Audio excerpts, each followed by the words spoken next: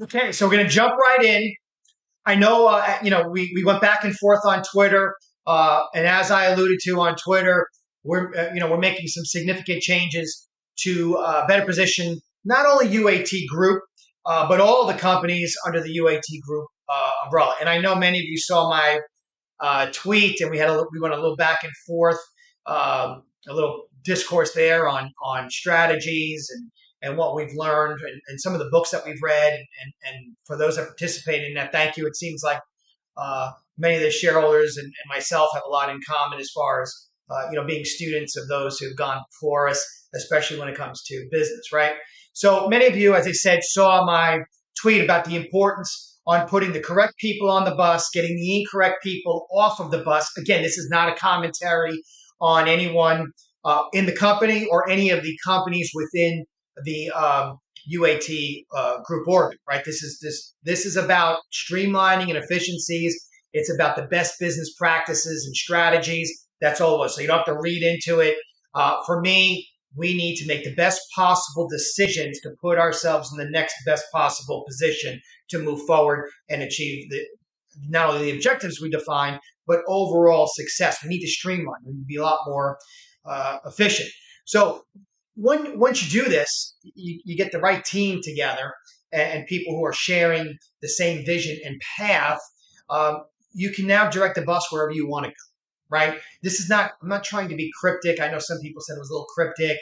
The correct people don't need to be tightly managed. They don't need to be motivated. This makes the parts and the whole equally strong.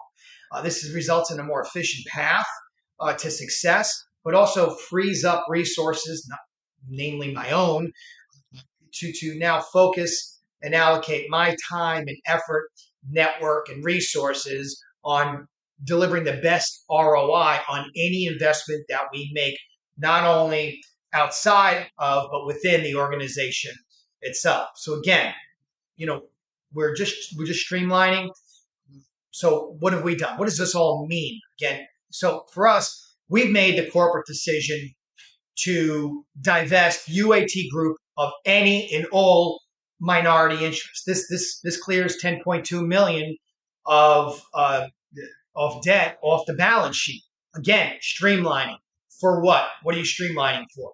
So specifically, when we're targeting debt, we are now targeting the best possible financial or fiscal structure for UAT Group to acquire and have signed off on certain credit facilities and banking relationships, institutional relationships. And this is a powerful driver. We need to make sure that the company can continue to grow and move forward while delivering an ROI that is long awaited and long overdue, to be quite frank. Okay, so time valued money. Where is that time and effort being placed, and what is the value of that time and effort? And we need to see a return on it. So how this should be looked at, how I see it, many of the everyone here sees it, as this reduces debt exposure by almost 70%. This is a drastic change to our balance sheet, and to be quite frank, it makes things a little bit easier on the executive team on what our commitments, reduce our commitments so we're not spread too thin, and now we can really focus on, and like I said previously, on the companies that don't need our all of our effort and focus. They'll be fine, but we can focus on the companies that now might need a little more, but also bring the greatest return. So companies like the Dream Company, Mr. Cooley over there is doing a fantastic job. Blake's running that company like a Swiss watch. Now, so he doesn't need as much time and attention. As far as H2O, it's an all hands on deck. We've got big commitments. We are at the door, at the gates, if you will, and we need to deliver on this. And now there's a lot going on. It's not that they necessarily can't execute on their own, but when you have a big project, you have a big demand for human capital, everyone needs to help out where they can. And that's what's happening. So this frees up resources to be allocated elsewhere. And again, I'm going to focus on this to bring the greatest ROI. So we got to get the revenues on the balance sheet, but we've got to get those the money invested and the time invested, we need to get a return on that.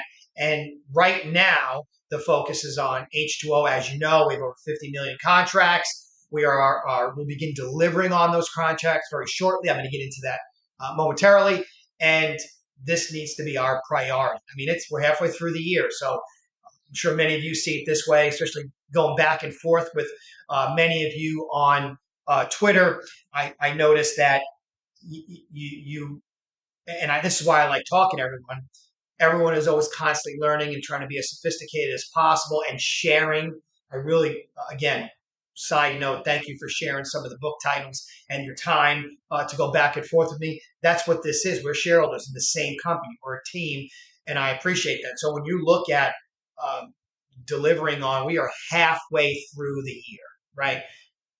In my assessment and what I was targeting, we should be a little further ahead. Now, again, I feel we're going to get caught up and probably jump a little bit ahead, but we don't want to count on getting caught up. We want to be on schedule. So as of right now, we are targeting delivering on those contracts, but also by end of Q3, we should actually be ahead of what our projections are, only because we'll be bringing in those additional contracts. And we'll get into that. I kind of alluded to that previous video, but we'll get into that in the future when it's relevant and timely. Okay. So to those who are going to say, wow, this is drastic, revolutionary. But again, we're following the examples, many of those that we were talking about, of people like Mockler of Gillette, Smith of Kimberly and Clark. And this is going back to the 70s and 80s, some of these big companies. Charles Walgreens, obviously of Walgreens, and a few others. They had to streamline operations, but also be able to streamline the corporate focus of what's to come. And we have a really great bird's eye view of what's coming. And we need to make sure that we are properly positioned to do that. So what are we doing? We're making small incremental, we're not changing direction. I know some people express concern, but we're making small incremental course adjustments, if you will, to concentrate and focus, corporate resources to ensure that success of not only what's happening today, but what's going to be happening in a couple of months, over the next 12 to 18 months, maybe a little further out. There's a few things that we've got going on that'll actually be in 2025 we're looking. So as of right now, we're focused on now, but when you're moving the chess pieces on the board, you don't want to just think about right here and now. You want to try to think 12 steps ahead. So that's what we're doing.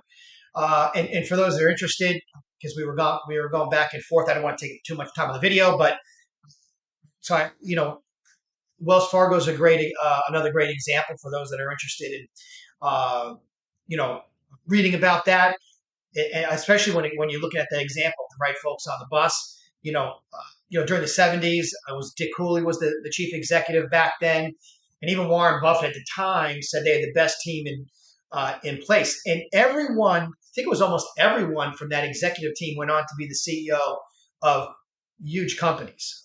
And even Carl Reichardt, I believe, was the following CEO. He said he attributed his success and the bank's success to the team that had been put in place by Cooley, before his tenure.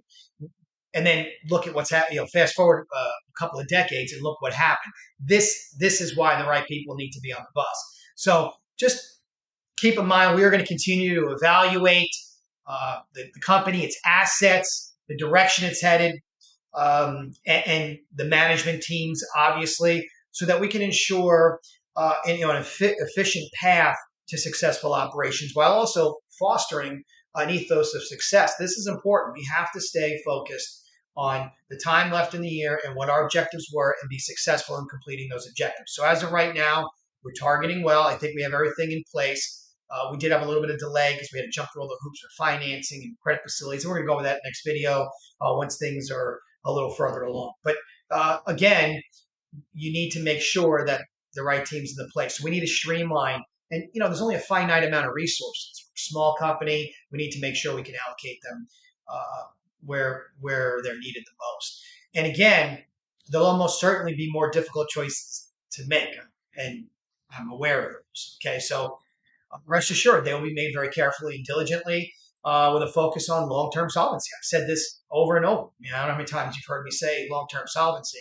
That is the goal. We don't want to be a company that's here today and gone tomorrow. We want to make sure that the company is solvent and can continue on for years to come. So let's talk about H2O. First unit should be in production shortly. I'm going to get into some of the banking stuff here in a second. I'll give you an update probably next week on components, materials being ordered, timelines. We'll probably get a little bit into that next week. I'd rather talk about it after it's done, but I know people are really interested in where we are. I'm going to get some pictures. We'll get them posted. I personally will be going to Texas to take a look at some of the assembly and delivery, and then, of course, some of the quality control. So I will be there. You'll see me there, and I'll let you know how hot it is. So as far as, and the site prep for the saltwater discharge well should be underway here shortly as well. Now, banking. What's taking so long, right?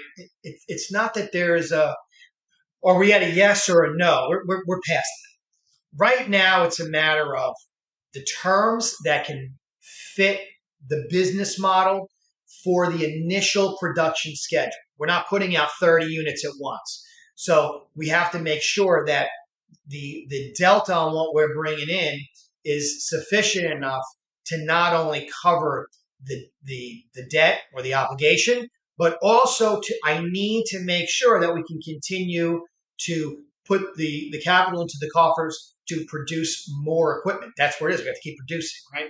So the strategy is where we're at right now is about the strategy of where to allocate that capital. And I'll give you a really simple example. In the SBA, there's a certain amount of capital that we have to show, that we have to put up front. So give you an example. If we have 2 lines with letters of intent for $500,000 each that are able to be increased up to $5 million each. So that's a potential $10 million. But let's just talk about 2 of the $500,000 lines. So that's $1 million. We put up $400,000, and that gives us access to $1 million. That's a good use because there's a multiple on the amount of money that's tied up to trigger that money. It's obviously more than double. That's a better use because what can we do with that capital? As an example, now we can put in multiple, almost 5 systems for ion treatment. So to me, that's a better use of that capital. But we also have to go into production immediately for the first unit, and we also have to get a saltwater discharge well. So now all of a sudden you're talking about almost $500,000. So where are we allocating $900,000?